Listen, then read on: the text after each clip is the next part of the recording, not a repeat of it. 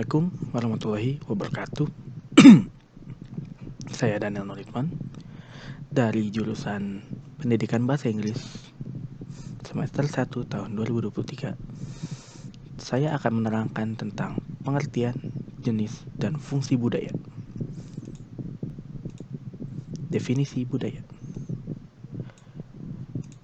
Budaya merupakan cara hidup yang berkembang serta dimiliki bersama oleh kelompok orang, serta diwariskan dari generasi ke generasi.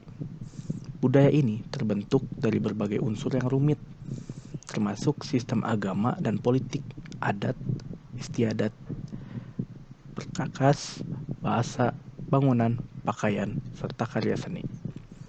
Budaya adalah pola hidup yang menyeluruh.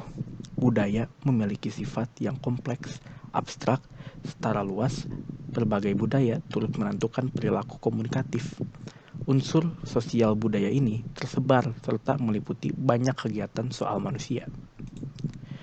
Pengertian budaya menurut para ahli Melville J. Herkovits dan Bonclaw Malionsky mengemukakan bahwa segala sesuatu yang terdapat dalam masyarakat ditentukan oleh kebudayaan yang dimiliki oleh masyarakat itu sendiri. Istilah untuk pendapat itu adalah cultural determinism. Menurut Andreas Epping, kebudayaan mengandung keseluruhan pengertian nilai sosial, norma sosial, ilmu pengetahuan serta keseluruhan struktur-struktur sosial, religius, dan lain-lain. Tambahan lagi sejarah, pernyataan intelektual, dan arsitek yang menjadi ciri khas suatu masyarakat. Jenis budaya. Budaya kebendaan. Budaya yang bersifat fiskal atau material yang boleh dilihat dengan jelas seperti bentuk rumah, jenis makanan, dan bentuk bangunan. 2. Budaya bukan kebendaan. Budaya jenis ini adalah ide, pandangan, kepercayaan, adat resmi, dan sebagainya. Budaya seperti ini tidak boleh dilihat dengan mata kasar. Halnya akan dipahami apabila berada di dalam masyarakat tersebut di dalam jangka waktu yang panjang.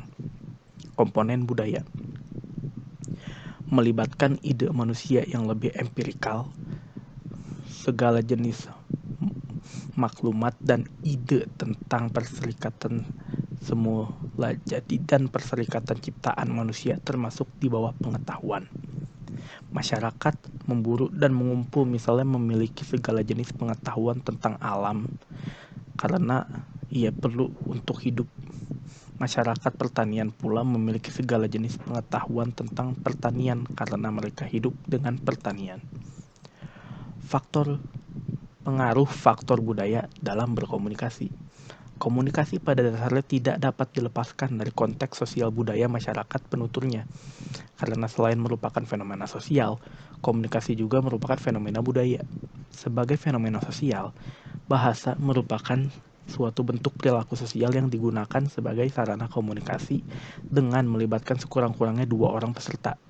Oleh karena itu, faktor sosial yang berlaku dalam komunikasi seperti hubungan peran di antara peserta komunikasi, tempat komunikasi berlangsung, tujuan komunikasi, situan komunikasi, dan status sosial, pendidikan, usia, dan jenis kelamin peserta komunikasi juga berpengaruh dalam penggunaan bahasa. Sementara itu, sebagai fenomena budaya, komunikasi selain merupakan salah satu unsur budaya, juga merupakan sarana untuk mengekspresikan nilai-nilai budaya masyarakat penuturnya. Atas dasar itu, pemahaman terhadap unsur-unsur budaya suatu masyarakat di samping terhadap berbagai unsur sosial yang telah disebutkan, merupakan hal yang sangat penting dalam mempelajari ilmu komunikasi. Fungsi faktor budaya dalam berkomunikasi. 1. Fungsi pribadi. Menyatakan identitas sosial. Dalam komunikasi budaya dapat menunjukkan beberapa perilaku komunikasi yang digunakan untuk menyatakan identitas diri maupun identitas sosial. Menyatakan integrasi sosial. Inti konsep integrasi sosial adalah menerima kesatuan dan persatuan antar pribadi dan antar kelompok, namun tetap menghargai perbedaan yang dimiliki oleh setiap unsur. Perlu dipahami bahwa salah satu tujuan komunikasi adalah memberikan makna yang sama atas pesan yang dibagi antara komunikator dan komunikan. Terakhir, menambah pengetahuan. Yang kedua, fungsi sosial, yaitu pengawasan, praktek komunikasi antar budaya di antara komunikator dan komunikan yang berbeda. Kebudayaan berfungsi saling mengawasi dalam setiap proses komunikasi agar budaya fungsi ini bermanfaat untuk menginformasikan atau perkembangan tentang lingkungan.